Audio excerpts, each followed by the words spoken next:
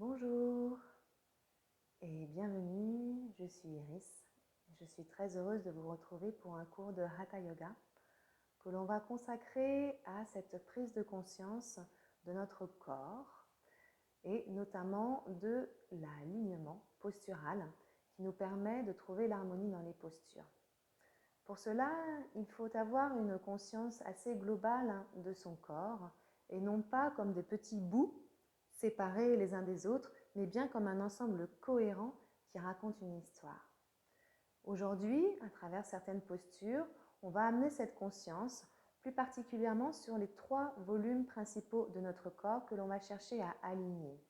Le bassin, les épaules et la tête. Commencez déjà par vous installer confortablement dans votre assise pour prendre un petit moment de centrage. On aime bien commencer toujours nos séances par cette petite césure, comme une pause, qui nous permet de remettre à plus tard ce qui va se passer après, et puis de laisser derrière nous ce qui s'est passé avant. Se connecter à ce qui se passe ici et maintenant, et à nos sensations corporelles. Fermez les yeux. Et cherchez à vous immobiliser dans une posture confortable. L'assise au sol, l'assise méditative est absolument centrale dans la pratique du yoga, puisque c'est bien pour cela que l'on fait toutes ces postures. C'est pour pouvoir rester assis confortablement sur le sol pour méditer. Donc au début, lorsque l'on n'a pas l'habitude, il est bienvenu d'adapter. N'hésitez pas à prendre un petit coussin pour vous asseoir, à vous adosser,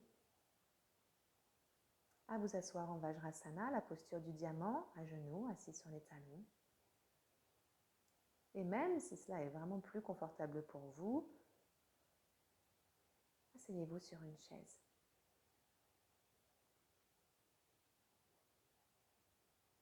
Et dans tous les cas, ce que l'on cherche à avoir, c'est le bassin vertical, c'est-à-dire qu'il ne roule pas vers l'arrière, et la colonne vertébrale qui s'aligne avec ce bassin vertical et qui s'érige vers le ciel.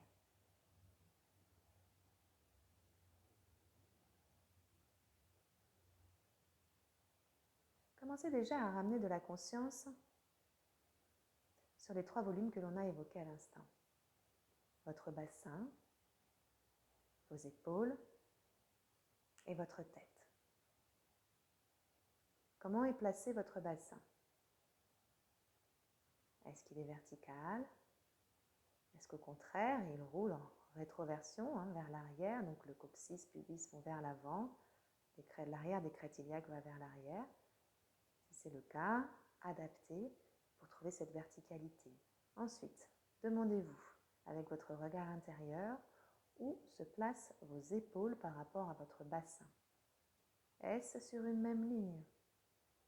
Ou est-ce que les épaules s'enroulent vers l'avant, le dos, au haut du dos étant arrondi, elles sont donc en avant de votre bassin. Si c'est le cas, travaillez la tenue de votre colonne vertébrale en allongeant et en verticalisant votre axe. Ouvrez les épaules, on les roule légèrement en arrière. Et enfin, où se situe votre tête par rapport à vos épaules? De la même manière, est-ce que vous sentez qu'elle part vers l'arrière, vers l'avant?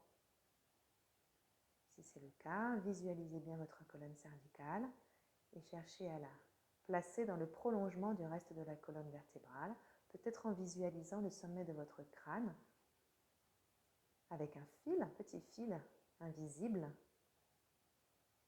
qui vous étire vers le haut.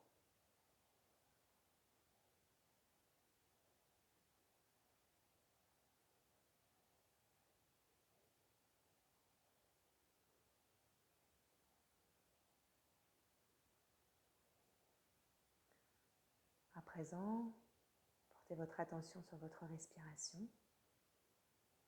qui, comme dans toutes les pratiques du yoga, même si elles sont courtes et que pour cette séance, on va s'intéresser uniquement aux postures, eh bien votre souffle est systématiquement le fil rouge de votre pratique.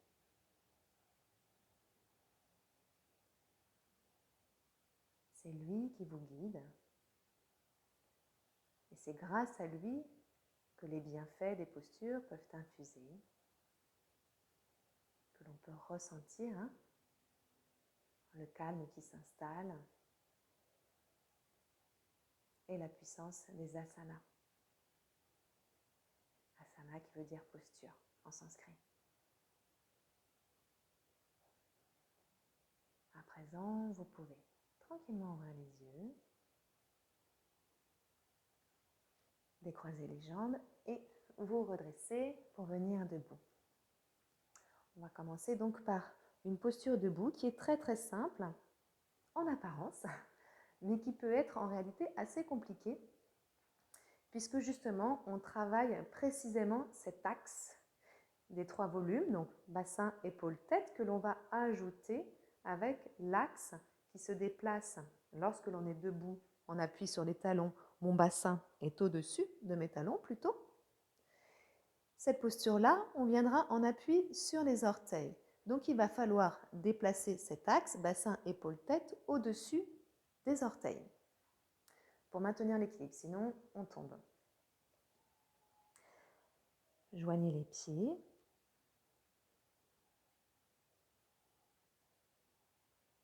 Puis sur une inspiration, tendez les 2 bras vers l'avant, joignez la pointe des pouces, gardez les doigts écartés les uns des autres, paume de main vers l'avant. Et lorsque vous levez les bras en inspirant, tranquillement, vous venez sur la pointe des orteils.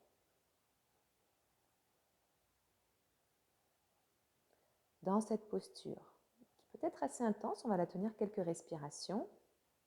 Il s'agit de maintenir le bassin rétroversé, donc coccyx, ischion vers l'avant. De maintenir les épaules au-dessus du bassin. Le thorax ne part pas vers l'arrière, sinon vous verrez que vous prendrez appui sur vos lombaires et justement c'est ce que l'on cherche à éviter. On compense souvent avec les lombaires. Là, dans cette conscience que l'on porte à l'alignement du bassin et des épaules, on va en quelque sorte épargner nos lombaires et peut-être même les soigner. Et enfin, votre tête. Tout le corps est érigé vers le ciel jusqu'à la pointe des doigts. Et respirez quelques instants dans votre posture.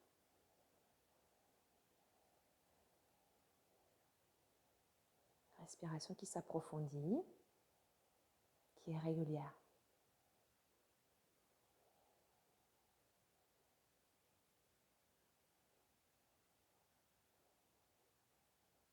Allez, encore 2-3 respirations. On vient tonifier, bien sûr, aussi au niveau des jambes, au niveau des muscles dans les pieds, les chevilles. Excellente posture. Pour la tonicité du bas du corps, mais également pour la statique de la colonne vertébrale.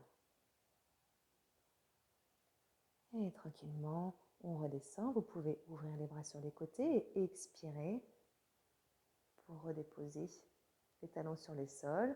Et vous verrez que le bassin va se replacer au-dessus des talons. Gardez bassin, épaule, tête sur un même axe. Puis on continue avec Utkatasana, qui est une posture que l'on voit beaucoup, notamment dans les pratiques de Vinyasa. Ça fait partie de la salutation classique, entre guillemets, du Vinyasa. C'est une posture qui est excellente, toujours, pour le bas du corps, pour tonifier le bas du corps. Par exemple, si vous êtes assis toute la journée à travailler à un bureau, à la fin de la journée, c'est une posture à faire, ou même plusieurs fois dans la journée, la pause du midi ou quand vous vous levez, vous pensez à la faire.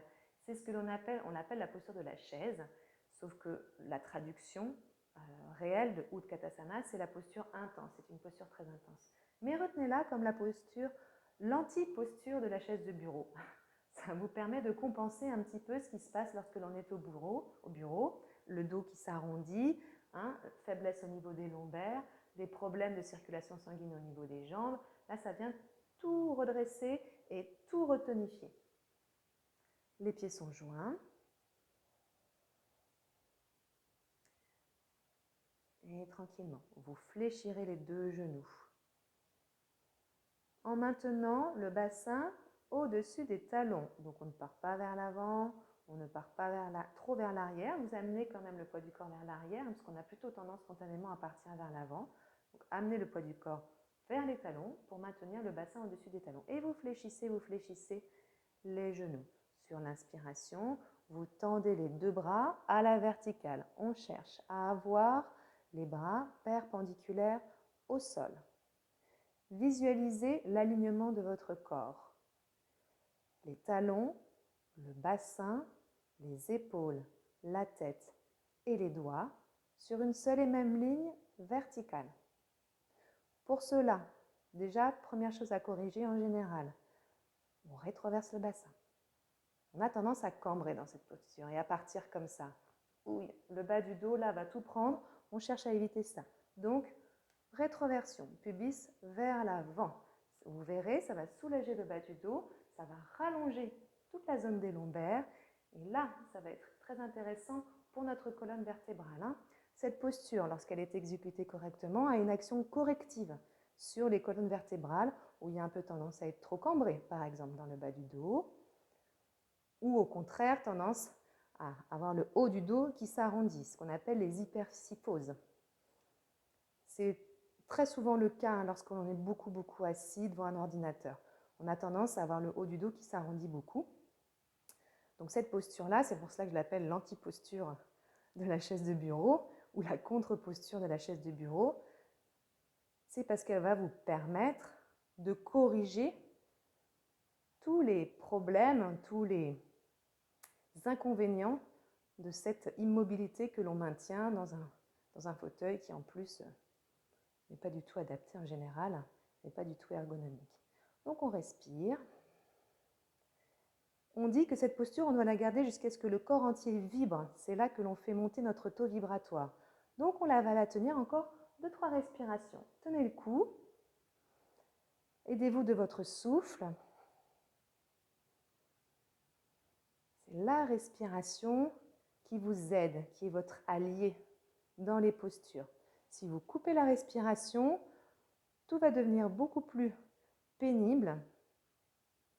Et au contraire, nous, on cherche plutôt à faire circuler, bien sûr. Mais si vous coupez le souffle, ça bloque la circulation. Ça va créer des nœuds, des blocages, des tensions. Et c'est justement ce que l'on cherche à éviter. Allez, dernière respiration, asseyez-vous un tout petit peu plus. Gardez les bras à la verticale. Toujours le bassin rétroversé, poids du corps vers les talons.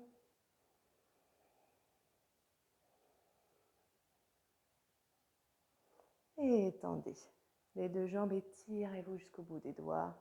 Sur une expiration, relâchez les bras le long du corps. Bien, puis revenez vous asseoir. On va faire une posture assis sur les fessiers avec les plantes de pied en contact. Donc, on n'a pas les talons très rapprochés du pubis. Au contraire, on cherche à les éloigner plutôt. Et on va travailler cette posture qui s'appelle Baddha Konasana avec cette conscience du dos et de l'alignement de nos 3 volumes, bassin, épaules, tête. On va engager donc une légère flexion vers l'avant sans sortir de cet alignement. Ça va beaucoup vous aider pour toutes les postures de flexion avant lorsque on se penche vers l'avant. Parce que très souvent, ce qui se passe, c'est qu'on cherche coûte que coûte à déposer le front sur les pieds ou sur les genoux ou sur le sol. Et ce que l'on fait, c'est qu'on y va comme ça. Le résultat, c'est que déjà au niveau du dos, c'est très délétère, ça fait mal. Et en plus, on ne travaille pas ce que l'on cherche à travailler, c'est-à-dire mobilité des hanches. C'est le bassin qui doit faire ce mouvement-là et pas la colonne vertébrale. Et on cherche aussi à dynamiser les muscles profonds de notre colonne vertébrale. Donc pour ça, on tient notre dos et grâce à ça, on va aller chercher la musculature profonde qui est la musculature du redressement, ce qui nous permet, on les appelle aussi les muscles posturaux, c'est ce qui nous permet de nous tenir droit. Et c'est souvent ce qui se démuscle quand on travaille toute la journée assis dans un fauteuil de bureau. Donc posez les mains sur les pieds, cherchez à basculer votre bassin en antéversion cette fois-ci, donc coccyx vers l'arrière. On cherche à déposer le plancher pelvien sur le sol. Donc le périnée, toute la musculature en bas de notre bassin.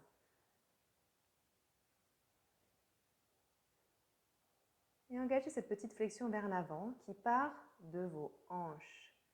Ce sont vos hanches qui plient et qui permettent au bassin de partir vers l'arrière, donc coccyx vers l'arrière. Et le dos, lui, va simplement suivre. Il va suivre ce mouvement du bassin. Lui, finalement, ne bouge pas. La colonne vertébrale garde son axe, on est le plus droit possible. Et travaillez avec la respiration. Chaque inspire vous permet d'allonger votre colonne vertébrale.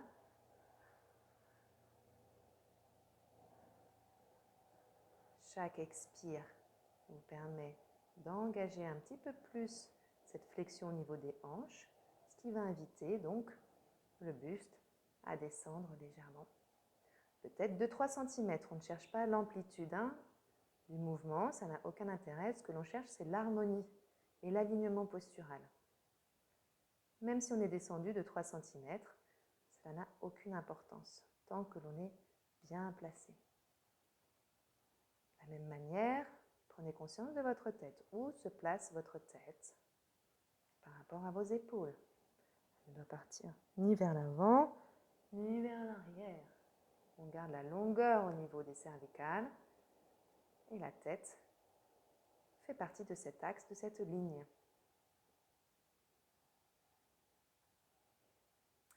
Et pour terminer notre posture, petite subtilité supplémentaire, je vous propose de tendre les bras et les amener comme tout à l'heure dans Utkatasana, la posture de la chaise.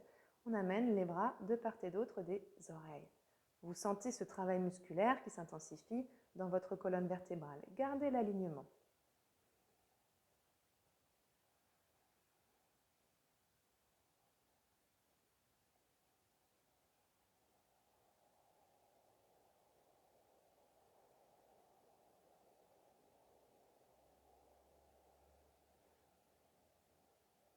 Dernière respiration.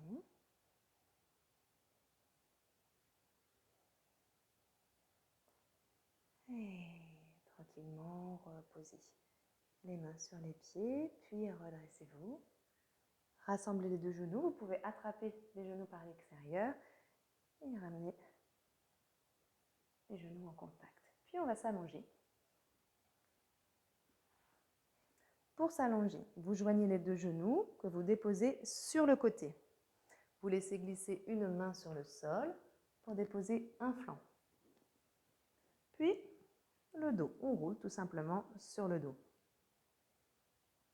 On va enchaîner avec une posture qui s'appelle Setu Bandhasana, que l'on traduit par le demi-pont, qui est une excellente posture pour soulager les bas du dos douloureux et aussi pour rectifier les hauts du dos qui sont un peu voûtés.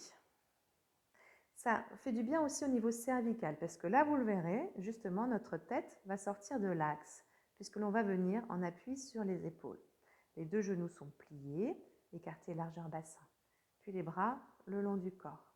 Roulez bien les épaules en arrière et sentez ce contact des omoplates avec le sol. Donc on cherche à ouvrir le plus possible au niveau de la poitrine et à décambrer le bas du dos. Les pieds sont écartés largeur bassin, donc on n'est pas en ouverture. Le bord externe des pieds est parallèle et on va garder ce placement des pieds. Et lorsque l'on va monter, on évite d'écarter les genoux. On garde les fémurs dans l'axe, dans le prolongement des crêtes iliaques. Donc droit, pas en ouverture. Sur une inspiration, rétroversez votre bassin. Sentez votre axe, l'alignement bassin, épaules, tête.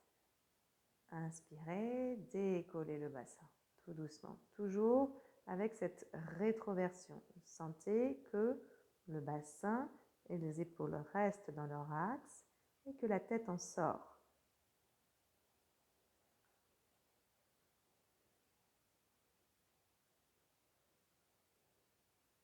Le plus possible, on rétroverse notre bassin. Continuez. Peut-être pour vous aider, entrecroisez les doigts, tendez les bras sur le sol et rapprochez les épaules l'une de l'autre. Si cela vous aide, maintenez les doigts entrecroisés et continuez de monter le bassin vers le haut. Poussez le sol, repoussez le sol avec les pieds, comme si vous vouliez tendre vos jambes, et vous verrez que cela va rapprocher la poitrine du menton, et pas l'inverse.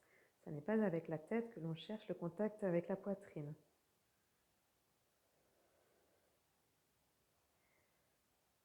Tentez au maximum de décambrer. C'est une posture où on a tendance à cambrer. C'est difficile d'atténuer cette courbure lombaire dans la posture.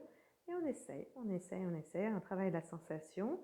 C'est assez engageant musculairement parlant, bien sûr. On travaille bien les muscles lombaires, fessiers, les ischio-jambiers, ces muscles à l'arrière des cuisses. Et on sent un petit étirement plutôt agréable au niveau des quadriceps. Ces muscles à l'avant des cuisses. Encore 2-3 respirations.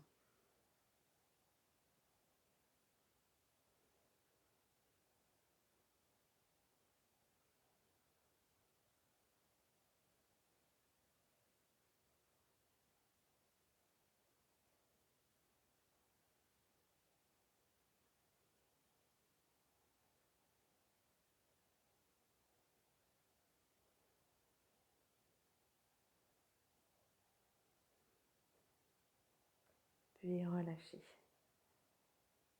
les mains, ramenez les bras le long du corps et laissez tout doucement le dos se reposer sur le sol et visualisez bien cet alignement. De nouveau, la tête, les épaules et le bassin.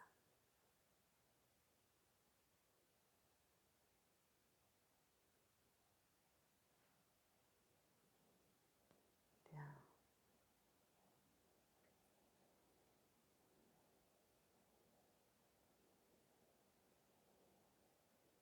Puis, gardez bien les bras le long du corps.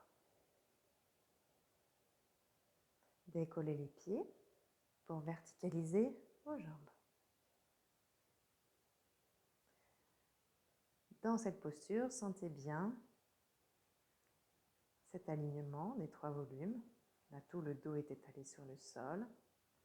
On sent bien que toutes les courbures un peu fortes que l'on peut avoir, peut être parfois très cambré, ou avoir le haut du dos très voûté. Et là, ça s'efface. On garde bien sûr les courbures naturelles de la colonne vertébrale, mais elles sont plus douces. Absorbez le ventre, nombril vers colonne vertébrale.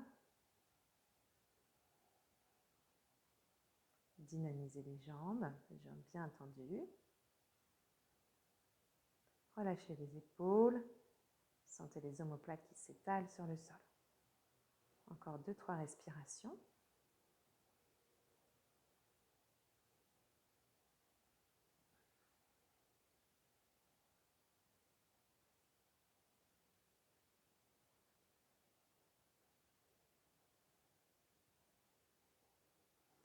Et fléchissez. Les 2 genoux. Enlacez les genoux avec les bras.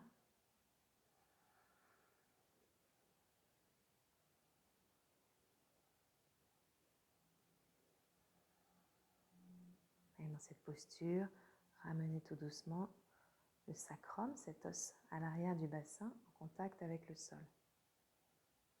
Pour retrouver cette petite courbure naturelle du bas du dos.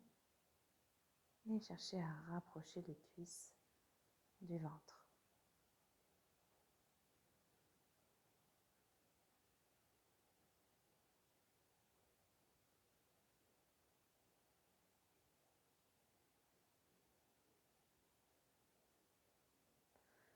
Reposez les pieds sur le sol, étendez une jambe et puis l'autre. Les bras le long du corps, paume de main tournée vers le ciel. On a les pieds légèrement écartés l'un de l'autre. On les laisse tomber sur les côtés pour un petit instant d'immobilité dans Shavasana. Ce moment où on intègre les bienfaits de la séance. Le corps est immobile.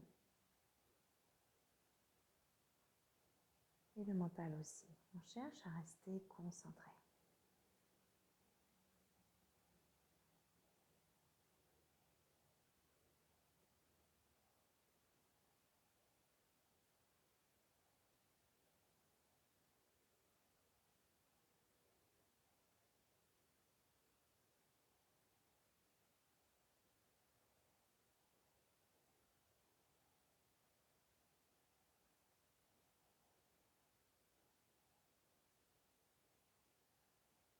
À chaque fois que cela sera nécessaire, ramenez votre conscience dans votre corps, dans la sensation de tout votre corps, dans la sensation du souffle qui vous traverse.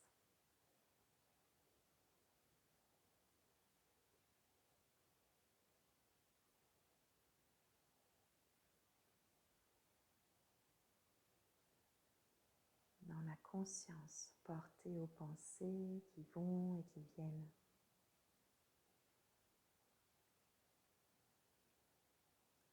Déposez-vous là, en cet instant.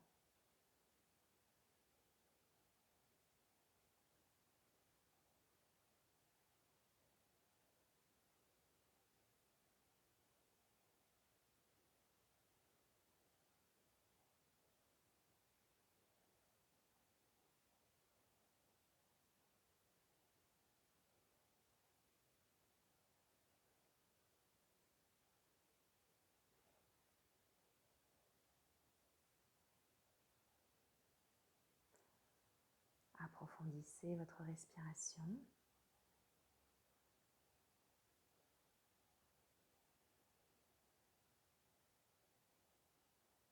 À chaque inspire, sentez cette expansion à l'intérieur de vous. Et venez nourrir chaque cellule de votre corps. À chaque expire, videz-vous complètement. Sentez tout le poids qui se dépose. Délestez-vous. Et très lentement, vous commencerez à mobiliser de nouveau le corps, peut-être en commençant par les extrémités, les pieds, les mains, puis les jambes, les bras. Et étirez-vous de tout votre corps.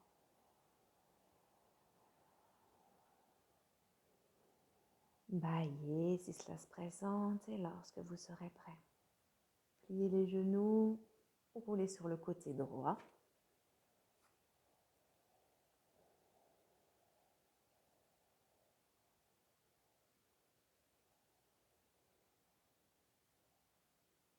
Et prenez appui avec la main gauche, tendez la jambe gauche pour revenir vous asseoir.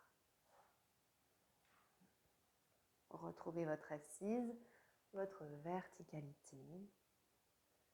Quelques respirations pour nous verticaliser de nouveau, visualiser le souffle qui monte et qui descend tout le long de votre colonne vertébrale.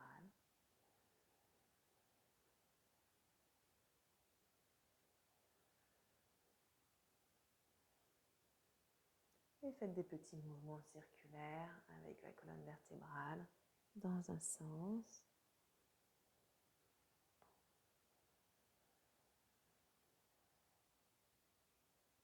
On sort de son axe, on sort de son alignement. Dans l'autre sens.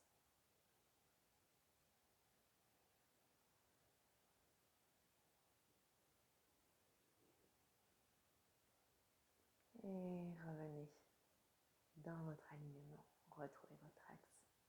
Lorsque vous souhaiterez, vous pourrez ouvrir les yeux et sortir à votre rythme de votre pratique. Namasté. Je vous remercie et je vous dis à très bientôt.